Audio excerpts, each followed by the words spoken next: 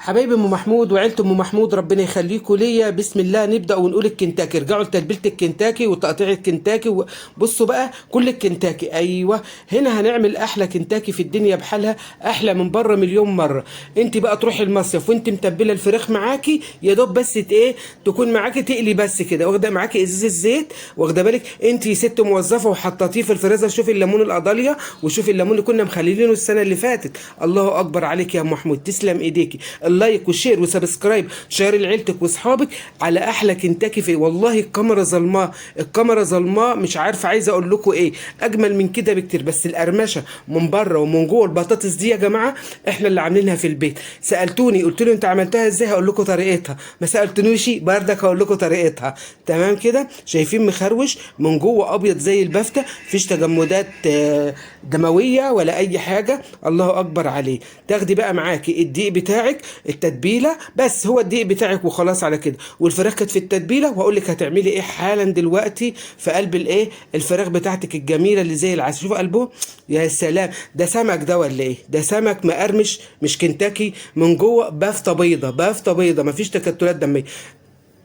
لو شفت التتبيله هيعجبك قوي التتبيله. وده الدبوس اللي الناس كلها يا جنب، بصوا الخروشه بتخاف منه. هنا معاك الصوصات اللي انت عايزاها، حط طميه، حط كاتشب، حط مايونيز، اي حاجه اللي انت بتحبيها حط. بصوا مش عارفه افتحها بايدي، رحت فاتحه لكم. بصوا يا صلاه النبي، الله اكبر، الف هنا وشفا على قلوبكم. ولا يا ريتكم كنتوا معايا، يا ريتكم كنتوا معايا. ولا اجمل ولا اروع. وبايه فرخه، فرخه قطعناها 9 قطع، 9 قطع يعني بسم الله ما شاء الله. تفرق على كام؟ 4 في 2 ب8 على 4 افراد. تاكل وتشبع وتنبسط وتهيص وتشهيص. ايوه اللهم بارك الله. والبطاطس دي والله يا جماعه احنا عاملينها في البيت، مقطعينها وعاملينها في البيت.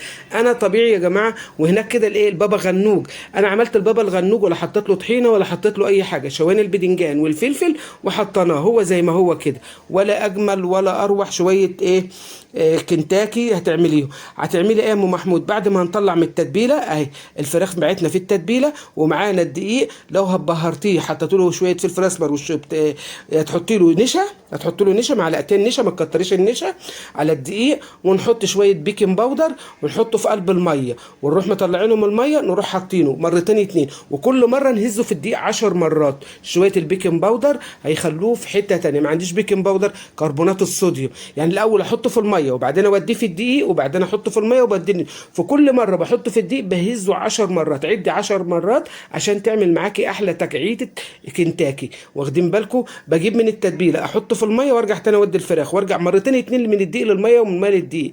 تمام كده. اخر مره المعلومه التحركات والتكات والمعلومه السريه عند ام محمود، ما تعمليش وتركني، عشان لما تعملي وتركني هيمتص الكفر، يبقى اصبح مش هيبقى حلو معاكي ولا ايه، ولا يديك النتيجه اللي انت عايزاها في الايه في الخروشه اللي انت بتشوفيها التجاعيد دي. التعريجه الجميله دي، بص التعريجه عامله ازاي.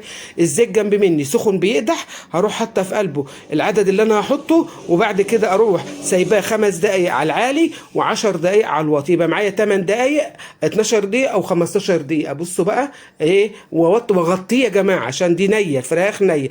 دمتم في حفظ الله ورعايته وامنه، واللي جاي احسن. معانا الزيت اهو غزير غزير يا جماعه.